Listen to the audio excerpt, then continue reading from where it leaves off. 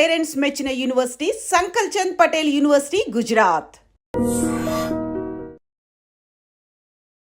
Hello guys, welcome back to iDream media. Mutual ఫండ్స్లో investment అనేది చేస్తూ ఉంటారు చాలామంది. అయితే కొంతమంది నష్టపోతూ ఉంటారు. దానివల్ల మ్యూచువల్ ఫండ్స్ అంటేనే స్కాము, స్టాక్ మార్కెట్ అంటే స్కామ్ అనుకుంటూ ఉంటారు. కానీ ఎందుకు నష్టపోతున్నారు? 85% సక్సెస్ అయిన చోట మిగిలిన తక్కువ పర్సెంట్ నష్టపోవడం గల కారణం ఏంటి? ఎగ్జాంపుల్, నేనే ఒక క్వాంట్ స్మాల్ క్యాప్ అనే ఒక మ్యూచువల్ ఫండ్లో ఇన్వెస్ట్ చేసినప్పుడు ఒకనొక టైంలో చాలా బెస్ట్ ఫ్రెండ్, ఇప్పటికి కూడా టాప్ ఫండ్ అనేది అదే చెప్తూ ఉంటారు. కానీ అందులో ఇన్వెస్ట్ చేస్తే మాత్రం నష్టం వస్తూ ఉంది. ఇలా ఎందుకు జరుగుతుంది? మనం ఎందుకు నష్టపోతాం? ఈ విషయాలను తెలుసుకుందాం. వీటిని ఎక్స్ప్లెయిన్ చేయబోతున్నారు మ్యూచువల్ ఫండ్ డిస్ట్రిబ్యూటర్ అయిన మధు గారు. సార్తో మాట్లాడతాం. నమస్కారం సార్. నమస్తే అండి. సార్, ఇప్పుడు క్వాంట్ స్మాల్ క్యాప్ అని ఒక ఎగ్జాంపుల్ ఫండ్ ఉంది. దాన్ని చూస్తే ఇప్పుడు గూగుల్లో కొట్టినా అదే టాప్ ఫండ్ అన్నట్టు చూపిస్తూ ఉంది స్మాల్ క్యాప్లో. కానీ అందులో ఇన్వెస్ట్ చేస్తే నష్టం వస్తుంది, నెగిటివ్లోకి వెళ్ళిపోతూ ఉంది. మరి ఎందుకు ఇలా జరుగుతుంది? ఇలా జరిగితే మరి ఆడియన్స్కి నమ్మకం రాదు కదా ఫండ్స్ మీద. జనరల్గా మ్యూచువల్ ఫండ్ అనగానే చాలామంది ఇప్పటిదాకా మనం ఎఫ్డీలు చేసాం కదా, ఫిక్స్డ్ డిపాజిట్ చేసాం, గోల్డ్ తీసుకున్నాం.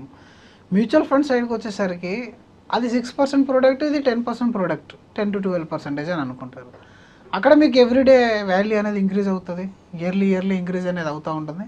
ఇక్కడ మాత్రం ఒకసారి ఇంక్రీజ్ అయితే చాలా ఇంక్రీజ్ అవుతుంది, నెగిటివ్లోకి వెళ్తే నెగిటివ్లో కూడా ఎక్కువ వెళ్ళిపోతూ ఉంటుంది.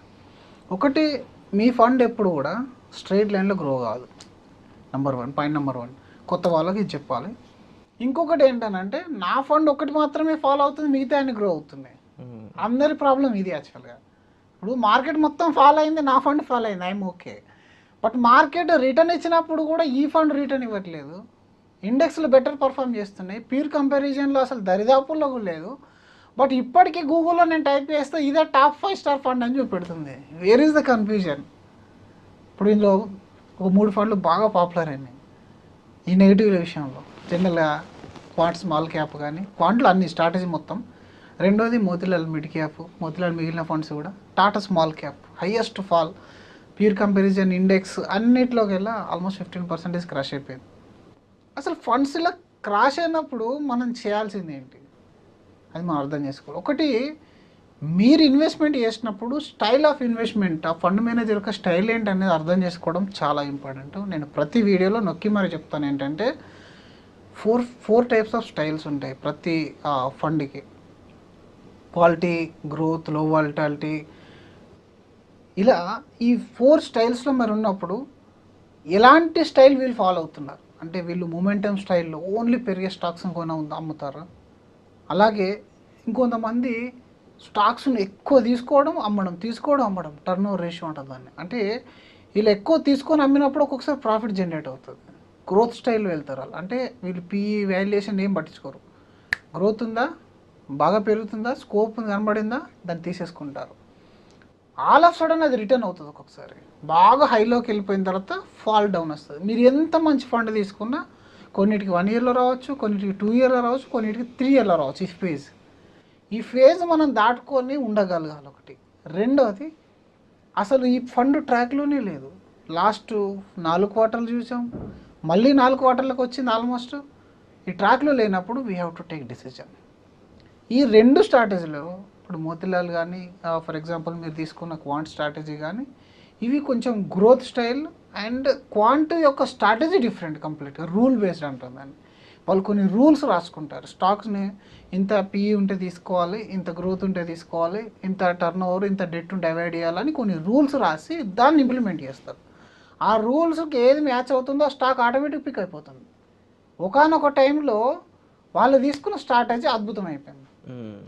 వాళ్ళ ఫ్లెక్సీ క్యాప్ కానీ, స్మాల్ క్యాప్ కానీ ఏది తీసుకున్నా కూడా టాప్లో ఉంది.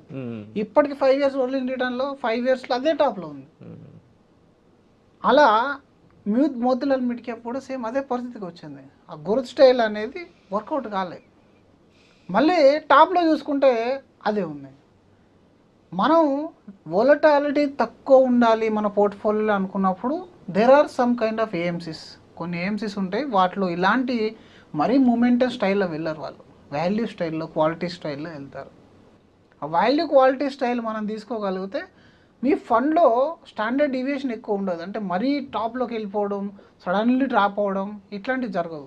ఉంటే టాప్ కేటగిరీలు 1లో ఉంటాయి ఈ ఫండ్స్ అన్ని. ఇప్పుడు మీరు తీసుకున్న ఫండ్ ఏం రాంగ్ ఫండ్ కాదు. Probably you have not given proper time for that. 6 to 7 years అనే విషయం మీకు ముందు తెలుసుంటే మేబీ మీరు అందులో స్టార్ట్ చేసేవాళ్ళు కాదేమో. మీకు అన్ని ఫండ్స్తో పాటు ఇది టాప్లో ఉంది కూడా స్టార్ట్ చేయాలి. జనరల్గా ఏంటంటే అందరూ మనీ కంట్రోల్లో కానీ లేదా మీకు వాల్యూ రీసెర్చ్లో కానీ అక్కడిక్కడ చూస్తారు. అక్కడ PE ratios, valuations, 5 star 4 star అన్నీ కనబడతాయి. అండ్ అదే మీరు గూగుల్లో కూడా టాప్లో కనబడుతుంది.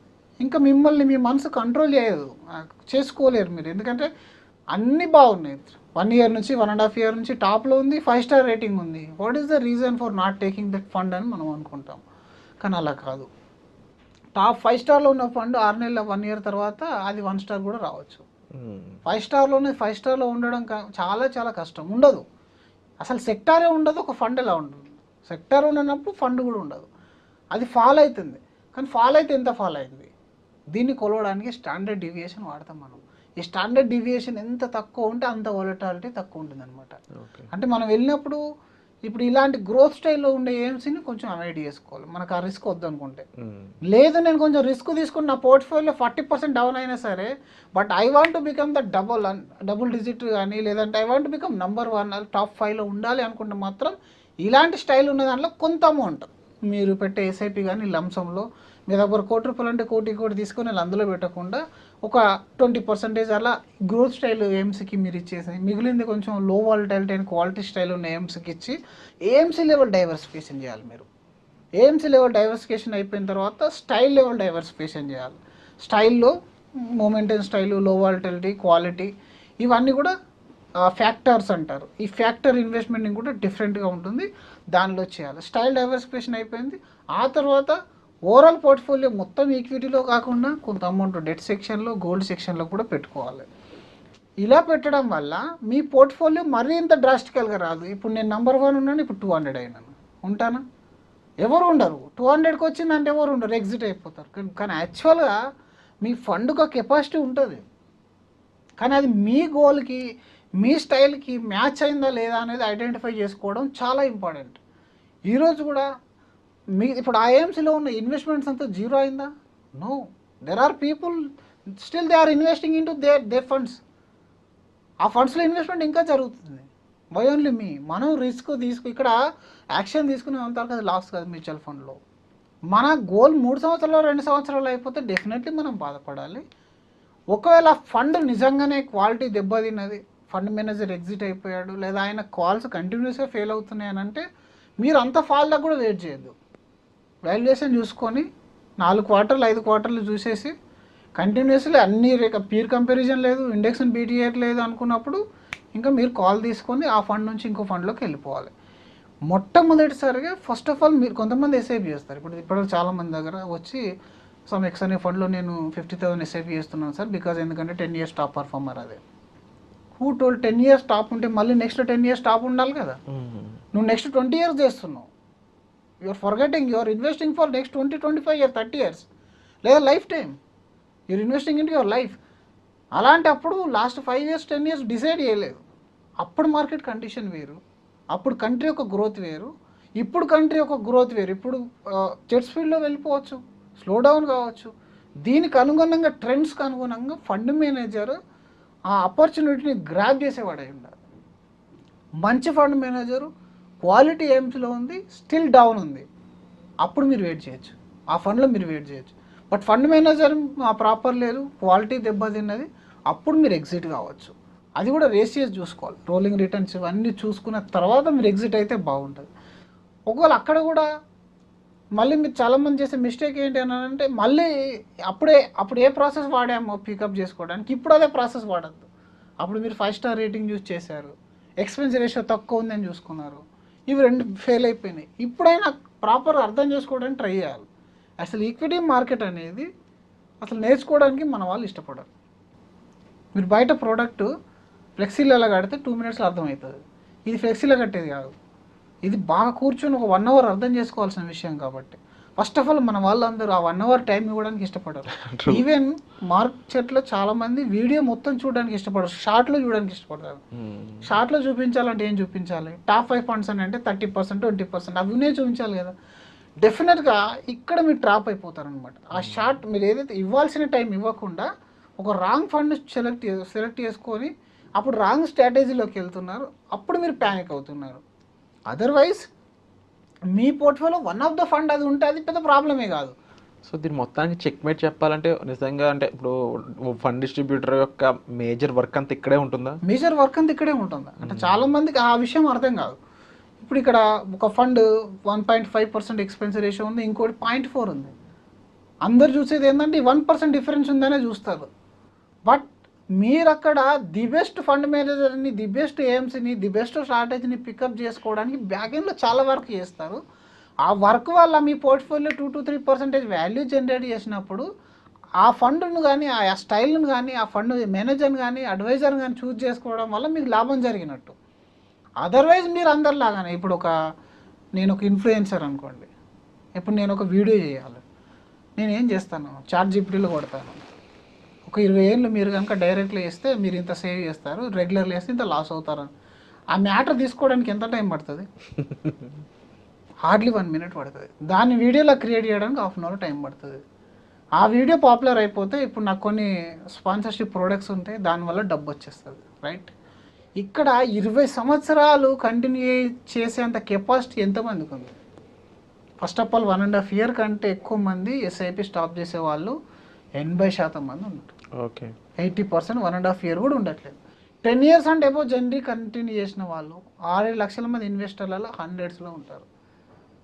అంటే ఓవరాల్గా సేవింగ్ ఎక్స్పెన్స్ రేషియో కాదు, సేవింగ్ రేట్ అనేది ఇక్కడ మిస్టేక్ అయిపోయింది కదా. సేవే చేయలేదు అసలు, మీరు ఆపేశారు, మీరు భయపడి. అది తీసుకొచ్చే నష్టం ఎక్కువ. రెండోది, మీరు రాంగ్ ఫండ్ సెలెక్ట్ చేసుకోవడం వల్ల టాప్ 10లో కాదు, కనీసం టాప్ 100లో కూడా లేరనుకోండి, ఆ గ్యాప్ అనేది టాప్ పర్ఫార్మెన్స్కి వర్స్ట్ పర్ఫార్మెన్స్కి 8 to 7% గ్యాప్ ఉండదు. ఒక్కొక్కసారి 10 కంటే ఎక్కువ కూడా ఉంటుంది. అంటే 10%కి 1% డిఫరెన్స్. ఒకవేళ మీరు 1%లో ఎవరికైనా ఇచ్చేస్తే తను ఆ 10%లో కనీసం ఒక 4 to 5 ఫండ్స్ ఉన్నాయి మన దగ్గర, ఒక 3 funds అయినా మీకు టాప్ 10 fundsని చూజ్ చేయగలిగాడు అనుకోండి, which will give you 5 to 4% alpha. So that is very simple. ఆ విషయం చాలామందికి అర్థం కాదు. అండ్ ఇక్కడ ఈవెన్ మ్యూచువల్ ఫండ్ డిస్ట్రిబ్యూటర్కి సంబంధించిన కానీ, మ్యూచువల్ ఫండ్స్ రెగ్యులర్ ఇన్వెస్ట్మెంట్ కానీ చాలా అండర్ వాల్యుయేషన్ లాగా ఉందన్నమాట. మామూలు ఏంటంటే అండర్ రేటెడ్. ఇదంతా మీరు ట్రావెల్ చేస్తే కానీ అర్థం కాదు. ఇది మీరు ఒక రీల్లో చూసేసారు, ఇందులో ఎక్స్పెన్స్ రేషియో ఇంత అంత అని చెప్పగానే మీరు అది ప్యానిక్ అయిపోతున్నారు. కానీ ట్రావెల్ చేస్తే కానీ అర్థం కాని విషయాలు ఎన్నో ఉంటాయి. మార్కెట్లో ట్రెండ్స్ని మీకు అర్థం చేయించుకోగలుగుతాడు, ఎగ్జిట్ స్ట్రాటజీ మీకు చెప్తాడు, ఎంట్రీ స్ట్రాటజీ చెప్పగలుగుతారు. ఇవన్నీ తెలియకుండా మనం ఏదో ఒక ర్యాండమ్ ఫండ్ తీసుకుంటే, ఇప్పుడు 2 రీసెర్చ్ ఏజెన్సీస్ ఉన్నాయి, సేమ్ ఫండ్, ఒకరు 4 star రేటింగ్ ఇస్తారు, ఇంకొకరు 5 star రేటింగ్ ఇస్తారు. వేర్ ఇస్ ద జెన్యూనిటీ అనేది చాలా ఇంపార్టెంట్ అండి. ఇక్కడ ట్రాన్స్పరెన్సీ అనేది ఎక్కడా లేదు. అంతా కూడా మొత్తం ఒక యాప్ ఉంది, మీకు డైరెక్ట్ ఫండ్ ఇస్తుంది, వాళ్ళకేమొస్తుంది? ఒక డైరెక్ట్ ఫండ్ మీకు చూజ్ చేసి ఇవ్వడం వల్ల వాళ్ళ యొక్క ప్లాట్ఫామ్ ఖర్చు, టెక్నికల్, ఇవన్నీ కూడా ఇన్వెస్ట్మెంట్ చేస్తున్నారు. మీ దగ్గర నుంచి ₹1 ఆదాయం కూడా లేదు. కానీ వాళ్ళ ఆదాయం ఎక్కడ ఉంది? వాళ్ళది ఏఎంసీతో లింక్ అయి ఉంటుంది. వాళ్ళ ఫండ్స్ ప్రమోట్ చేయడం స్టార్ట్ చేస్తారు. ఆ ఏఎంసీ నుంచి అక్కడ డైరెక్ట్ వాళ్ళకి కావాల్సిన రెవెన్యూ ఏదో ఇచ్చేస్తుంది. ఇక్కడ మీ మనీ పోతుంది, సేమ్ అదే ఫండ్లోకి వెళ్తుంది, అక్కడ ఖర్చు ఉంది. కానీ అక్కడ ఏఎంసీ ఖర్చు చేస్తుంది మేబీ, లేదా వీళ్ళు ఇంకా వేరే మీకు ఇన్వెస్ట్మెంట్ స్ట్రాటజీస్ మీకు అమ్మగలుగుతారు, మీ డేటాని ఇంకొకరికి అమ్మగలుగుతారు. ఇవన్నీ ఉంటాయి అన్నమాట. దానికి దీనికి డిఫరెన్స్ ఏంటి? ఇక్కడ క్వాలిటీగా మీకు తెలిసిపోయింది, ఈయనకి ఎంత ఫీజు వెళ్తుందో నీకు ముందే తెలిసిపోయింది, అండ్ ఈయన వర్క్ నీకు ముందే తెలిసిపోయింది. కావాలంటే ఇక్కడ నుంచి ఎగ్జిట్ అయ్యి ఇంకో అడ్వైజర్ దగ్గరికి వెళ్ళినా, ఇంకో ప్లాట్ఫామ్ దగ్గరికి వెళ్ళినా, every dam opportunity in front of you. So మేజర్గా ఈ వెనకాల గేమ్ తెలియక నష్టపోయే వాళ్ళు ఎక్కువ మంది, బ్యాగ్లో గేమ్ తెలియక నష్టపోయే వాళ్ళు ఎక్కువ. ఇప్పుడు మన వాళ్ళు డైరెక్ట్ ఇన్వెస్టర్స్ యొక్క ఫండ్స్ మేము రివ్యూ చేస్తూ ఉంటే డిఫెన్స్లో, సెక్టార్లో, థిమాటిక్లో, వీటిలలో ఉంటాయి, లేదా కంప్లీట్గా డెట్ పోర్షన్లో, లేదా ఇన్సూరెన్స్ లింక్ అయిన కొన్ని స్కీమ్స్ ఇస్తున్నారండి. ఇప్పుడు మరీ దరిద్రం ఉండేది. I'm sorry to say this. అసలు ఇన్వెస్ట్మెంట్ కోసం వచ్చిన వాళ్ళను ఇన్వెస్ట్మెంట్ లింక్ సంబంధించిన ప్లాన్లు ఇచ్చేసి అదే ఎస్ఐపి అని చెప్తున్నారు కొంతమందికి. There are many investors we have scene.